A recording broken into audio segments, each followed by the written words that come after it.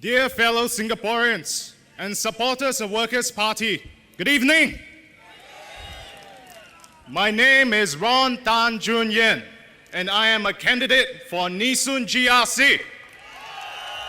大家晚上好，我叫陈俊元，是义顺局选区的候选人。晚上好。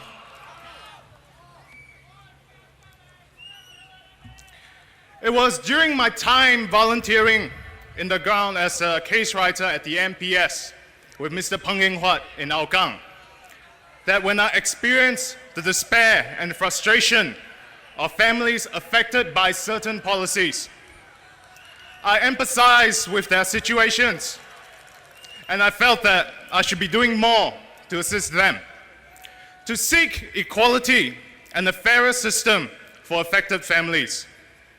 I believe that no family or child should be disadvantaged by their background, and that family is one of the foundations of our country. Singaporeans are rightly proud of our country's achievements. We are world beaters in many areas. Changi is the #1 airport in the world. Our port is one of the world's busiest and best. The World Bank has ranked our country #1 for ease of doing business several years in a row. But there is one area which we should not be too proud of. The Straits Times reported earlier this year that Singaporeans continue to suffer the longest working hours in the world. Is that correct? In 2014, we averaged nearly 2,400 hours of work a year. Singapore has held this unfortunate distinction for some time now. Our working hours are nearly 30% more than in Japan and 50% more than Switzerland. So, we must ask Mr. Goh, where is our Swiss standard of living? Yet, for all that hard work, we are constantly told that we are not hungry enough, not anxious enough, not productive enough. We're told to work better, work faster, and deliver results. We are told, as usual, to prioritize growth. Otherwise, life will not get any better. We were recently urged, if you do not grow, there is no way to make ourselves better. But how much is enough? 2,400 hours a year means that Singaporeans are working more than 9 hours every day, assuming no public holidays, and you don't take one single day off. How is life going to get better if you're working 10 hours, 11 hours, or even 12 hours a day? The problem with prioritizing growth above everything else is that the important things in life, things not included in the measurement of the GDP, such as time spent with families, time spent with our kids, time spent on hobbies, on forging bonds within our communities. The very things that make life worth living are neglected. Economists have argued that growth and increases in income have stopped contributing much to well-being in rich countries. Instead, the quality of growth has fallen as inequality has increased, leading to social and health problems, from weakening community bonds to poorer mental health. This is why the Workers' Party is calling for greater efforts to achieve a balanced family life. We believe that a fulfilling family life is not only vital for the well-being of individual Singaporeans, but ultimately contributes to stronger families and communities. A holistic, long-term approach, rather than the narrow, short-term fixes suggested by our government, is needed. The Workers' Party believes in improving the quality of life for individuals and families. This will involve not only enhancing work-life harmony, but strengthening the financial security of our households.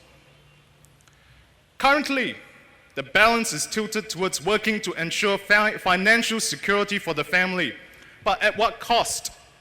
The quality of family life suffers. Things need to change.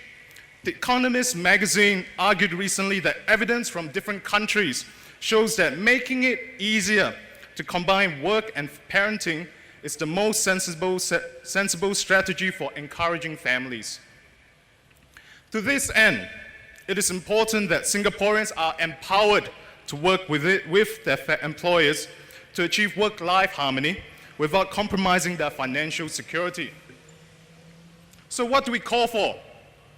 We call for fair regulation of mandatory flexi-work arrangements. We call for employees who work for a company with more than 20 employees for more than 6 months should be allowed to make requests for flexible working arrangements. We call for paid childcare leave to be extended from the current 6 days to 12 days for parents of children 12 years old and under, regardless of marital status. Of course, this does not mean you anyhow take leave lah. For the extra 6 days, you must produce your child's medical certificate as proof to your employer. We also call for and propose that more child care and infant care centers should be built to make it easier for parents to get the best support possible for caring for their children. At the same time, we need to ensure that a positive environment is provided for family life in Singapore. No family or child should be disadvantaged by socio-economic background. We propose funds to be allocated to the Child Development Account, the CDA, of all parents automatically, and the amount to be standardized to $10,000 each for each child, instead of the current dollar-for-dollar matching practice. Children from families that are less well off should not be penalized because their parents do not have as much to set aside for them in the CDA. We call for progressive tax credits and reliefs for low to middle income parents of young children up to 18 years old. We reiterate our call to grant single unwed mothers the full 16 weeks of paid maternity leave. In addition, single mothers should be made eligible for both the Working Mothers Child Relief as well as the Foreign Maid Levy Relief. The same help should be extended to single fathers. Excluding single parents from these schemes unnecessarily penalizes vulnerable children and parents. Being a single parent is not easy, especially if you are a single mother in Singapore where the policies insist on stigmatizing you. My fellow Singaporeans, we are an overworked people. Is this the direction that we want for our country? No. We can do so much more to support our families and empower our children. Let us work towards a better future together. Our future, our children's future. Let us be empowered towards our shared future. Come polling day, you have the power to send a clear message to the ruling party. Vote so your children will have a voice. Empower your future. Vote Workers' Party. 掌握民权，把握未来。谢谢。